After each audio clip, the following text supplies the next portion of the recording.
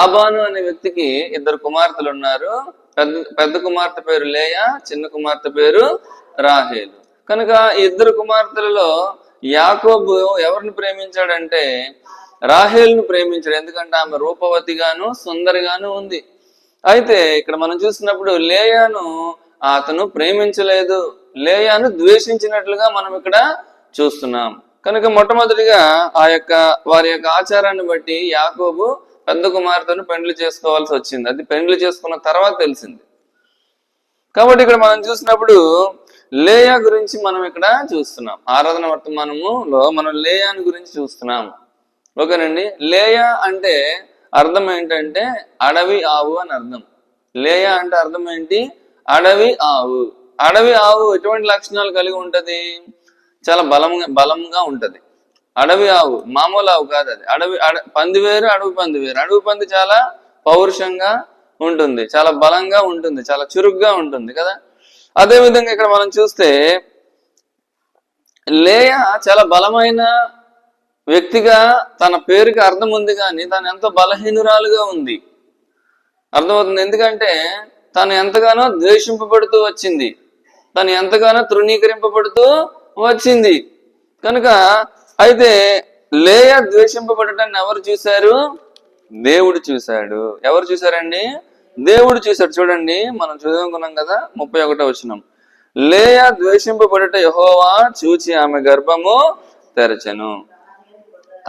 రాహేలు ఏమై ఉన్నది? గొడ్రాలై ఉన్నది. కాబట్టి మన జీవితంలో మనం కూడా ద్వేషింపబడిన వారమే. లోకం మనల్ని ఏం చేస్తుంది? ద్వేషిస్తుంది. లోకం మనల్ని ఏం చేస్తుంది? తృణీకరిస్తుంది.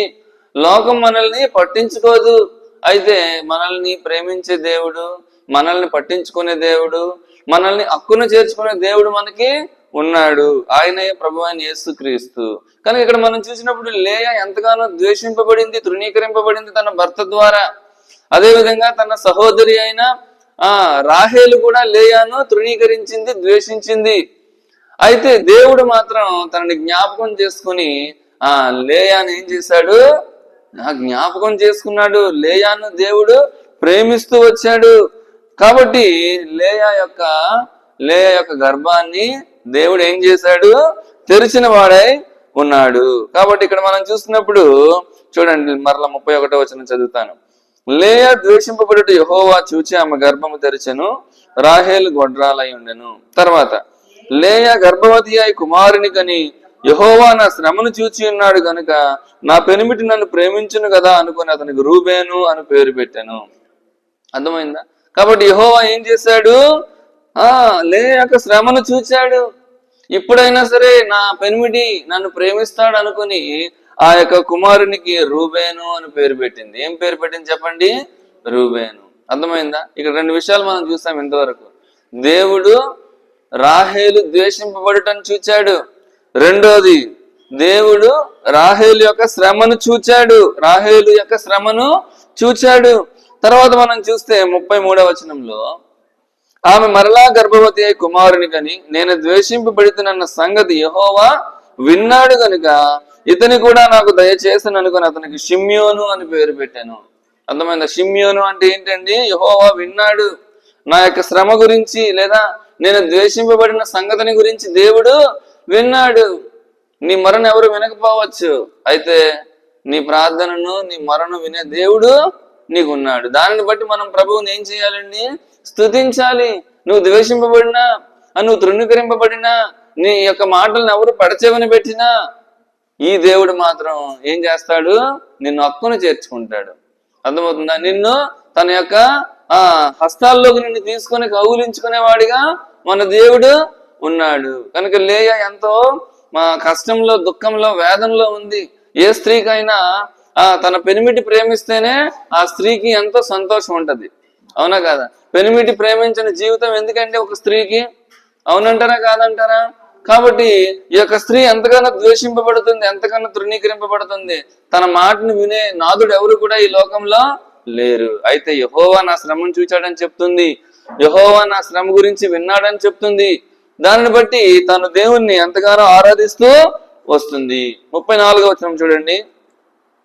ఆమె మరలా గర్భవతి అయి కుమారుని కని తొలగి ఈసారి నా పెనిమిటి నాతో హత్తుకొని ఉండును, అతనికి 3 కుమారులను కంటిని అనుకొనను, అందుచేత అతనికి లేవి అని పేరు పెట్టాను. లేవి అంటే ఏంటంటే హత్తుకొని ఉండుట. ఇప్పటికైనా నా భర్త నన్ను హత్తుకుంటాడేమో అని ఇంకా ఆశ. 3 కుమారులను కన్నది కానీ ఇంకా ఏం లేదు, తన భర్త తనని ఏం చేయట్లేదు, ప్రేమించటం లేదు. కాబట్టి ప్రేమైనటువంటి ఆరులారా, అయితే 4వ సంగతి మనం చూసినట్లయితే చూడండి, 35వ వచనం, ఆదికాండము 29వ అధ్యాయము 35వ వచనం. ఆమె మరలా గర్భవతి అయి కుమారుని కని ఈసారి యెహోవాను స్తుతించదని అనుకుని యూదా అని పేరు పెట్టాను. అప్పుడు ఆమెకు కానుపు ఉడిగను. కాబట్టి ఇక్కడ జాగ్రత్తగా వినాలి అందరూ కూడా.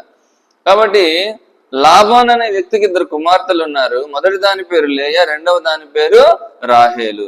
ఈ యాకోబు లేయాను ద్వేషించాడు. ఎవరిని ప్రేమించాడు? రాహేలును ప్రేమించాడు. ఎందుకంటే రాహేలు రూపవతిగాను సుందరిగాను ఉంది, లేయా జబ్బు కలిగిన కండ్లు కలిగి ఉంది కాబట్టి లేయాను ద్వేషించాడు. అయితే దేవుడు ఏం చేశాడు?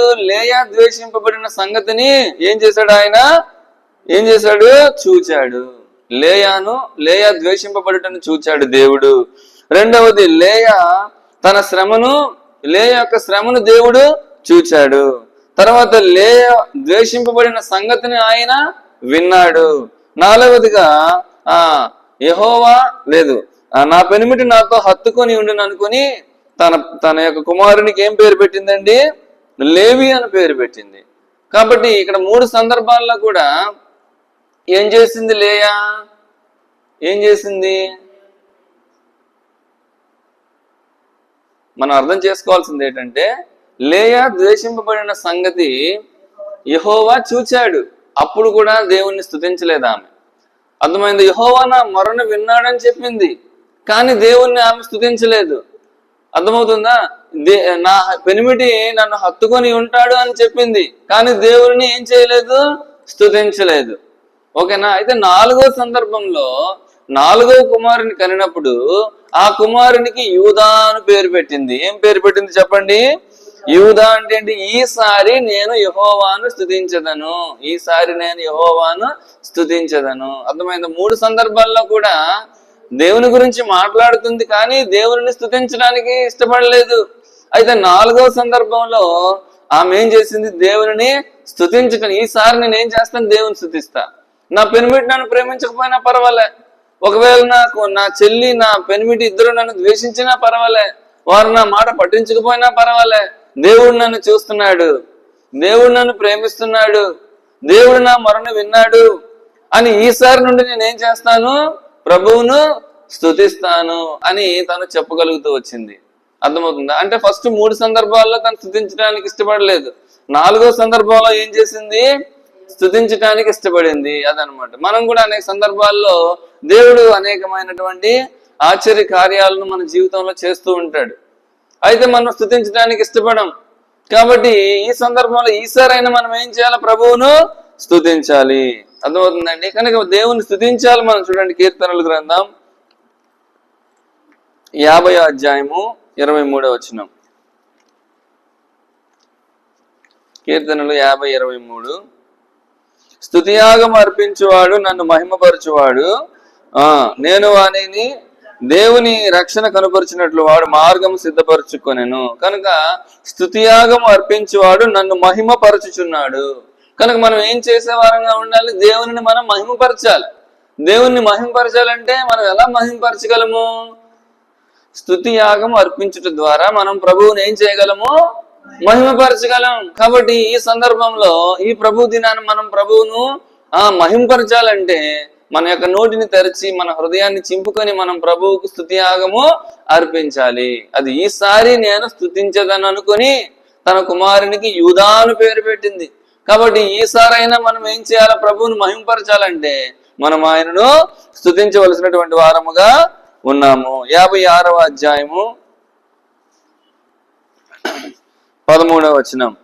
నేను నీకు మొక్కుకొని ఉన్నాను, నేను నీకు స్తుతియాగములను అర్పించదను. ఏం చెప్తున్నాడు దావీదు? నేను దేవునికి నేను నీకు స్తుతియాగములను అర్పించదను. కనుక దావీదు చెప్తున్నాడు, నేను దేవునికి స్తుతియాగం అర్పిస్తా. అంటే దాని అర్థం ఏంటి? నేను దేవుని మహింపరుస్తానని అర్థం. కాబట్టి ఈసారి మనం ఏం చేయాలి? దేవుని మహింపరచాలి. ఈసారి మనం దేవునికి స్తుతియాగము అర్పించే వారముగా ఉండాలని ప్రభువు కోరుతూ ఉన్నాడు. 33వ అధ్యాయము కీర్తనలు 33:1. నీతిమంతులారా యెహోవాను బట్టి ఆనందగానం చేయుడి, స్తుతి చేయుట యథార్థవంతులకు ఏంటండి? శోభస్కరము. దేవుడు మనల్ని యథార్థవంతులుగా చేశాడు కాబట్టి స్తుతి చేయుట యథార్థవంతులకు శోభస్కరము. ఎంత గొప్ప దేవుడు! కాబట్టి ఈ దేవుణ్ణి మా స్తుతియాగం చేయవలసిన వారంగా ఉన్నామని కోరబడుతూ ఉన్నాము. అర్థమవుతుందండి? మొదటి 3 కుమారులను లేయా పొందినప్పుడు యెహోవా నా శ్రమను చూచాడన్నది, యెహోవా ద్వేషింపబడిన సంగతిని దేవుడు చూచాడన్నది, యెహోవా నా మొరను విన్నాడన్నది, నా పెనిమిటి ఇప్పటికైనా నన్ను హత్తుకొని ఉంటాడేమో అని అనుకున్నది. కానీ ప్రభువుని స్తుతించడానికి ఇష్టపడలేదు. అయితే 4వ కుమారుని కనినప్పుడు ఈసారి నేను ప్రభువుని స్తుతిస్తాను, ఈసారి నేను ప్రభువుని ఆరాధిస్తాను. నా పెనిమిటి నన్ను ప్రేమించకపోయినా పర్వాలేదు, ఒకవేళ నా పెనిమిటి నన్ను ద్వేషించినా పర్వాలేదు, నేను మాత్రం నా ప్రభువుని ఏం చేస్తాను? స్తుతిస్తాను అని తను తీర్మానం తీసుకుంది. కాబట్టి 3 సందర్భాలు మనం చూసాం. కనుక స్తుతి చేయుట యథార్థవంతులకు శోభస్కరము. స్తుతియాగం అర్పించువాడు దేవుని మహిమపరచువాడు. నేను నీకు స్తుతియాగములను అర్పించదను. కనుక మనం అర్పిస్తున్నామా? లేదంటే అర్పించకుండా మనం నోరు కట్టుకునే ఉండిపోతున్నామా? కాబట్టి ప్రియమైనటువంటి వారులారా, మనం ప్రభువుకి ఏం చేయాలి? స్తుతియాగములను అర్పించాలి. చూడండి, ఇర్మియా గ్రంథము 33వ అధ్యాయము 11వ వచనం. ఇర్మియా గ్రంథం 33వ అధ్యాయం 11వ వచనం. 11వ వచనము చాలా పెద్దది ఉంది, 10, 11 కలిసి ఉన్నాయి. కింద నుండి 4వ లైన్ చూడండి. యెహోవా మందిరములోనికి స్తుతియాగములను తీసుకొని వచ్చే వారి స్వరము మరలా వినబడును. కాబట్టి చాలండి, యెహోవా మందిరములోనికి స్తుతియాగములను తీసుకొని వచ్చే వారంగా మనము ఉండాలి. మనం దేవుని మందిరానికి వచ్చాం, బైబిల్ పట్టుకొని లేదంటే పాటల పుస్తకం పట్టుకొని వచ్చేసాం. ఒక వాటర్ బాటిల్ పట్టుకొని వచ్చేయటం కాదు. మనం ప్రభు సన్నిధికి ఎలా రావాలి? స్తుతియాగములను అర్పించడానికి రావాలని అక్కడ రాయబడింది. యెహోవా మందిరములోనికి స్తుతియాగములను తీసుకొని వచ్చి వారి స్వరము మరలా వినబడును. కనుక ఎవరైతే దేవుని మందిరంలోనికి స్తుతియాగములను పట్టుకొని వచ్చారో వారి స్వరము ఏమవుతుంది? వినబడుతుంది. అర్థమవుతుందా? కాబట్టి నీ స్వరము ఈ దినాన వినబడాలా. నీ స్వరము ప్రభు చెవిని చేరాలి. నీ స్వరం ఎక్కడికి చేరాలి? ప్రభు యొక్క చెవికి చేరాలి. నా బిడ్డ ఈసారి నన్ను ఏం చేస్తా ఉన్నాడు? స్తుతిస్తా ఉన్నాడు. ఈసారి నన్ను మహింపరుస్తూ ఉన్నాడు. అర్థమవుతుందా? ఈ లోకంలో తను ఎంతో ద్వేషింపబడినా, తనను ఎవరు పట్టించుకోకపోయినా, నన్నును బట్టి, నేను ప్రేమించడాన్ని బట్టి నా కుమారుడు లేదు, నా కుమార్తె నన్ను ఏం చేస్తుంది? స్తుతిస్తున్నాడు అని ప్రభు ఎంతో సంతోషించేవాడుగా ఉంటాడు. కాబట్టి మొట్టమొదటిగా మనం ఏం చేయాలి చెప్పండి? ప్రభువుకి ఏం చెల్లించాలి? స్తుతియాగము చెల్లించాలి. మొట్టమొదటిగా ఏం చెల్లించాలక్క? స్తుతియాగం చెల్లించాలా. స్తుతి చేయుట యథార్థవంతులకు శోభస్కరము. మనం యథార్థవంతులం కాదు, అయితే దేవుడు మనల్ని యథార్థవంతులుగా చేశాడు. తన రక్తాన్ని అంతటినీ చిందించాడు, తన యొక్క ప్రాణాన్ని అర్పించాడు. కాబట్టి మనల్ని ఎంతగానో ప్రేమించిన ప్రభువుకు మనం స్తుతియాగం చెల్లించాల్సిన అవసరం ఎంతైనా ఉంది. రెండవదిగా మనం చూస్తే ఆదికాండము 29వ అధ్యాయం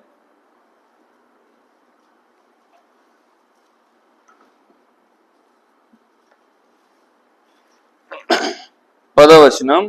లేయా దాసి అయిన జిల్ఫా యాకోబునకు కుమారుని కనగా లేయా ఇది అదృష్టమే కదా అనుకుని అతనికి గాదు అని పేరు పెట్టాను. చెప్పండి, గాదు. గాదు అంటే అదృష్టం అని పేరు, అదృష్టం అని అర్థం. కనుక లేయాకి ఒక ఎవరున్నారు? దాసి ఉంది. లేయా యొక్క దాసి పేరు జిల్ఫా. ఆ జిల్ఫా ద్వారా ఒక కుమారుడు పుట్టాడు. ఆ కుమారునికి ఏమని పేరు పెట్టింది? గాదు అని పేరు పెట్టింది. గాదు అంటే అర్థం ఏమిటి? అదృష్టము. చెప్పండి, అదృష్టం. అబ్బా నువ్వు అదృష్టవంతుడు రా, నీకు ఉద్యోగం వచ్చింది అంటారు, అవునా కదా? కాబట్టి ఇప్పుడు దేవుడు మనల్ని అదృష్టవంతులుగా చేశాడు. ఎలా చేశాడు? నువ్వు లక్కీ ఫెలో రా అంటాం మనం. లక్కీ ఫెలో, అదృష్టం ఉంటది కదమ్మా.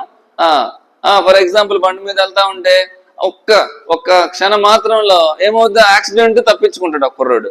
అబ్బా నువ్వు లక్కీరా, లేదంటే లారీ గుద్దేయాల్సిందే, అవునా కదా? అలా మనం కూడా ఎంతో లక్కీ ఫెలోస్, మనం ఎంతో అదృష్టవంతులం. అర్థమవుతుందా? మనం నరకానికి పోవలసినటువంటి మనల్ని దేవుడు తన దక్షిణాస్తాన్ని ఇచ్చి మనల్ని లేవదీశాడు, అదృష్టవంతులుగా చేశాడు. మనం ప్రభువుని కలిగి ఉన్నామంటే మనం ఎంతో అదృష్టవంతులం. అర్థమో చూడండి, ఆ మాట చూపిస్తా. యోబు గ్రంథం 29వ అధ్యాయం 1వ వచనం.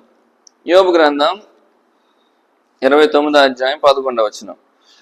నా సంగతి చెవినబడిన ప్రతివాడు నన్ను అదృష్టవంతునిగా ఎంచెను. చాలండి.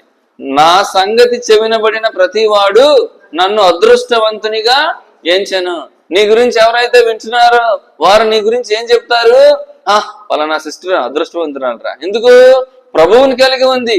పలానా బ్రదర్ అదృష్టవంతుడు. ఎందుకు? ప్రభువుని కలిగి ఉన్నాడు. ఎందుకు ప్రభువుని మనం కలిగి ఉన్నామంటే ప్రభువు మనల్ని ఏం చేశాడు? రక్షించాడు. కనుక మనం రక్షింపబడిన వారం కనుక మనం అదృష్టవంతులం. మనం రక్షింపబడిన వారం కనుక మనం ఎవరము? అదృష్టవంతులం. మనం ప్రభువుని కలిగి ఉన్నాము కనుక మనం ఎవరము? అదృష్టవంతులం. ఒక దినాన్ని మనం ఆయన చూస్తామని నిరీక్షణ కలిగి ఉంది కాబట్టి మనం ఎవరము? అదృష్టవంతులం. దేవుడు మనల్ని ఎలా చేశాడండి? అదృష్టవంతులుగా చేశాడు. దేవుని మందిరంలో ఈ రోజు మనం కూడుకున్నామంటే అది మన యొక్క అదృష్టం. అనేక మంది ఈ లోకాన్ని విడిచిపెట్టేశారు, అనేక మంది కన్ను మూసేశారు, అనేక మంది భూగర్భంలో కలిసిపోయారు. అయితే దేవుడు నిన్ను నన్ను ఇంకా సజీవ లెక్కలో ఉంచాడంటే మనం ఎవరము? అదృష్టవంతులం. అర్థమవుతుందా? కాబట్టి దేవుడు నిన్ను నన్ను అదృష్టవంతులుగా చేసినందుకు గాను మనం ప్రభువుకు ఆరాధన చెల్లించాలి. ప్రభువుకు మొట్టమొదటిగా స్తుతియాగం అర్పించాలి. రెండవది, ఆయన మనల్ని అదృష్టవంతులుగా చేసినందుకు గాను మనం ఆయనను ఆరాధించాలి. ఓకేనండి. తర్వాత మనం చూస్తే ఆదికాండం 30వ అధ్యాయము 13వ వచనం చదవండి. లేయా, నేను భాగ్యవంతురాలను, స్త్రీలు నన్ను భాగ్యవతి అందురు కదా అని అతనికి ఆషేరు అని పేరు పెట్టాను. చెప్పండి, ఆషేరు అంటే భాగ్యవంతురాలు. ఆషేరు అంటే ఏంటండి? భాగ్యవంతురాలు. దేవుడు మనల్ని భాగ్యవంతులుగా చేశాడు. అర్థమైందా? స్తుతియాగం అర్పించేవాడుగా చేశారు, అదృష్టవంతులుగా చేశాడు. ఇప్పుడు మనం ఎవరము? భాగ్యవంతులం. అర్థమైందా? దౌర్భాగ్యం మనం. యాక్చువల్గా మనం ఎటువంటి వారము? అయ్యో నేనెంత దౌర్భాగ్యుడను, ఇటు మరణంనకు లోనకు శరీరం నుండి నన్ను ఎవడు విడిపించును అని అపోస్తలుడైన పౌలు రోమపత్రిక 7వ అధ్యాయం 24వ వచనంలో చెప్తూ వచ్చాడు.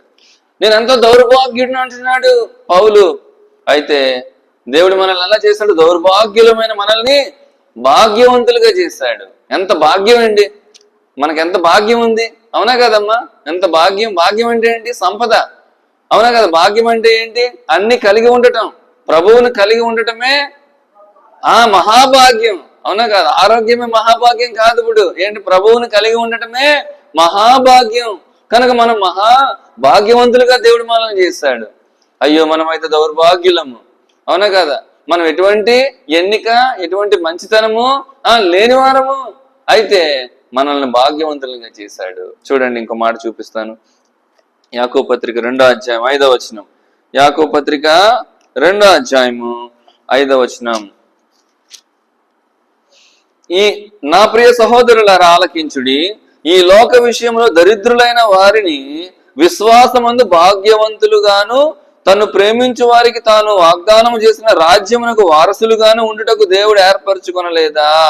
దేవుడు మనల్ని ఏం చేశాడు? విశ్వాసమందు భాగ్యవంతులుగా ఉండటానికి దేవుడు మనల్ని ఏర్పాటు చేసుకున్నాడు. అయితే మనం ఎటువంటి వారం అని చెప్తుంది బైబిల్? దరిద్రులము. ఈ లోక విషయంలో దరిద్రులమైన మనలను విశ్వాసమందు భాగ్యవంతులుగా చేసిన ఆ మహాప్రభువును మనం ఆరాధించాలి. మనం ఇప్పుడు ఎవరమంటే దరిద్రులం ఎంత మాత్రము కాదు, మనము దౌర్భాగ్యులం ఎంత మాత్రము కాదు. మనం ఎవరం చెప్పండి? భాగ్యవంతులం. మనం ఎవరము? భాగ్యవంతులము. కాబట్టి దేవుణ్ణి మనం ఏం చేయాలి చెప్పండి? ఆరాధించాల. ద్వితీయోపదేశకాండం 33వ అధ్యాయము 29వ వచనంలో ఏముంటుంది? ద్వితీయోపదేశకాండం 33:29. ఇశ్రాయేలు, నీ భాగ్యం ఎంత గొప్పది, యెహోవా రక్షించిన నిన్ను పోలిన వాడెవడు? ఇశ్రాయేలు, నీ భాగ్యం ఎంతో గొప్పది. ఎందుకు? యెహోవా రక్షించిన నిన్ను పోలిన వాడు ఎవరు కూడా లేదు. నాలంటి కూడా దేవుడు రక్షించాడు. అర్థమవుతుందా? కాబట్టి నేను ఎవరిని? భాగ్యవంతుణ్ణి. లేయాను కూడా దేవుడు ప్రేమించాడు. లేయాను తన భర్త ప్రేమించలేదు, తన చెల్లి ప్రేమించలేదు. అయితే ప్రభు ప్రేమించాడు. అవునా కాదా? తను ఎంతో దౌర్భాగ్యమైన స్థితిలో ఉంది, ఎంతో దరిద్రమైన స్థితిలో ఉంది, తను ఎంతో తృణీకరింపబడిన స్థితిలో ఉంది, తను ఎంతో కన్నీరు కారుస్తా ఉంది. అయినప్పటికీ ప్రభు ప్రేమించాడు. కాబట్టి లేయా ఏమైపోయింది? భాగ్యవంతురాలు అయిపోయింది. కాబట్టి ఈ లోకంలో ఎవరు నిన్ను నన్ను ప్రేమించలే, నీ కొరకు నా కొరకు ఎవరు ప్రాణం పెట్టలే, నీలాంటి వాడిని కూడా ఎవరు రక్షించడానికి ఎవరు ఇష్టపడలేదు.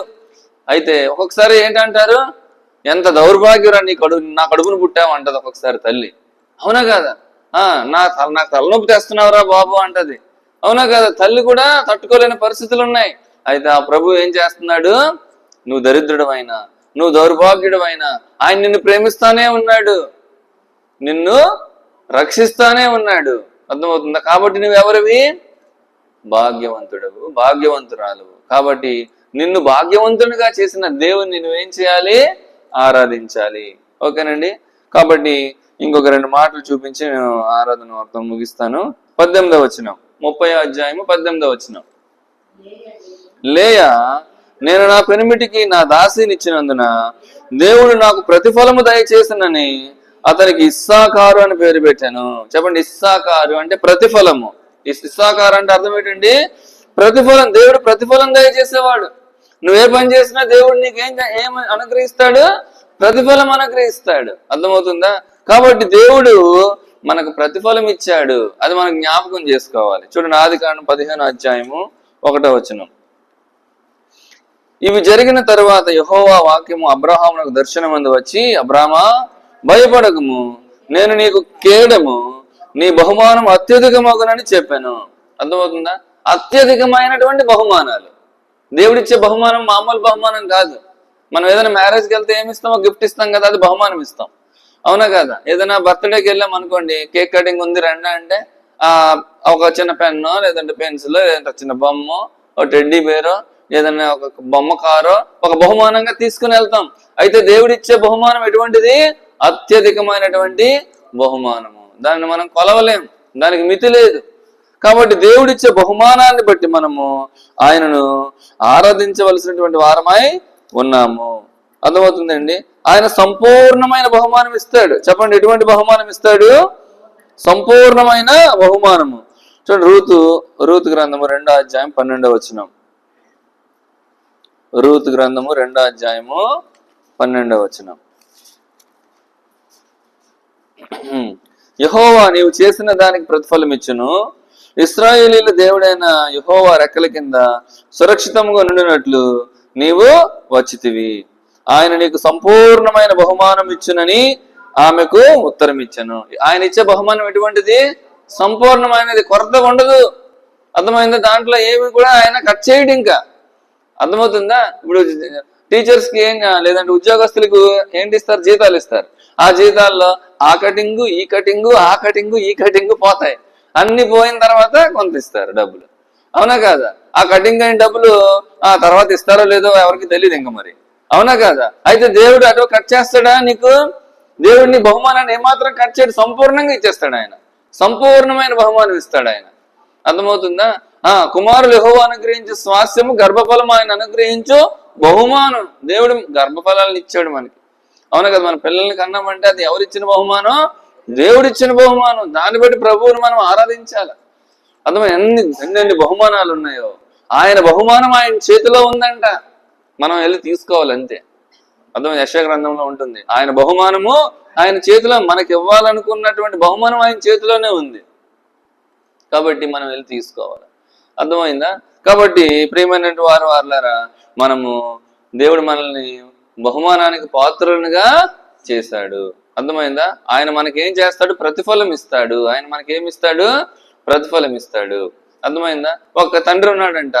ఆ తండ్రి వచ్చారా చాక్లెట్లు తీసుకోరా, డబ్బాలో చాక్లెట్లు తీసుకో అంటే ఏం చేశాడు ఆ కుర్రాడు? లేదు డాడీ నువ్వే ఇవ్వు అన్నాడట. లేదు డాడీ డబ్బాలో బాక్స్ లో చాక్లెట్లు ఉన్నాయి తీసుకో అని తండ్రి చెప్పాడు. ఆ కుర్రాడు వచ్చి ఏం చేస్తున్నాడు? డాడీ నేను తీసుకొని నువ్వే ఇవ్వు అన్నాడట. సరే అని డాడీ డబ్బాలో చేయి పెట్టి ఇన్ని చాక్లెట్లు తీసి ఇచ్చాడట. ఎందుకు? ఎందుకు ఆ కుర్రోడు తీసుకోలేదు? ఆ కుర్రోడు తీసుకోండి అనుకోండి, ఆడి చిన్న చెయ్యి కదా, ఆడి చేతికి 1 2 చాక్లెట్లే వస్తాయి. అది డాడీ చేయి పెద్దది కదా, డాడీ చేతితో ఇస్తే 10 చాక్లెట్లు వస్తాయి. డాడీ చేతితో ఇస్తే ఎన్ని చాక్లెట్లు వస్తాయి? 10. ఎంత తెలివైనడు చూసారా? కాబట్టి దేవుడు అలా మనకిస్తాడు. సంపూర్ణమైన బహుమానాన్ని, ప్రతిఫలాన్ని దేవుడు మనకి అనుగ్రహించేవాడై ఉన్నాడు. అందుని బట్టి మనం ఏం చేయాలి? ఆయనను ఆరాధించాలి, ఆయనను మనం స్తుతించాలా. చూడండి, కొలస్సీ పత్రిక 3వ అధ్యాయము 23వ వచనం. కొలస్సీ పత్రిక 3వ అధ్యాయము. ప్రభువు వలన స్వాస్యమును ప్రతిఫలముగా పొందుదుమని ఎరుగుదురు కనుక. చెప్పండి, ప్రభువు వలన ఏం పొందుతాం మనము? స్వాస్యమును ప్రతిఫలముగా పొందుతాం. స్వాస్యం ఏంటి? పరలోకమే మన స్వాస్యము, మన ప్రభువే మన స్వాస్యము, మన ప్రభువు యొక్క మందిరమే మన స్వాస్యము, ఒక దేవుని ప్రజలే మన స్వాస్యము. దేవుడు ఇంతమందిని మన స్వాస్యంగా అనుగ్రహించాడు. ఆయన మందిరాన్ని ఇచ్చాడు స్వాస్యముగా, అర్థమైందా? తన కుమారుడిని ఇచ్చాడు స్వాస్యముగా, పరలోక రాజ్యాన్ని ఇచ్చాడు స్వాస్యముగా, తన ప్రజల్ని ఇచ్చాడు స్వాస్యముగా. కాబట్టి ప్రభువుని మనం ఏం చేయాలి? ఆరాధించాలి, ఆయనను మనం స్తుతించాలి, ఆయనను మనం ఘనపరచాలి. చూడండి, చివరిగా ఒక మాట చూసుకొని మనము ముగించుకుందాం. 20వ వచనం.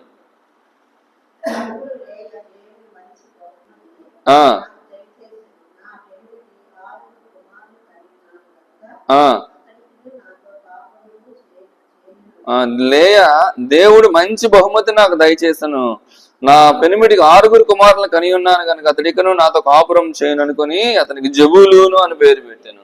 జబూలూను అంటే అర్థం ఏంటండి? మంచి బహుమతి. దేవుడు మనకేమి అనుగ్రహించాడు చెప్పండి? మంచి బహుమతి. కాబట్టి ఆయన బహుమతిని మనకు అనుగ్రహించాడు. కాబట్టి దానిని బట్టి మనం ఏం చేయాలి? ఆయనను ఆరాధించాలి, ఆయనను మనము గణపరచాలి. చూడండి, సామెతల గ్రంథం 11వ అధ్యాయం 18వ వచనం. సామెతలు 11:18 చదువుదాం.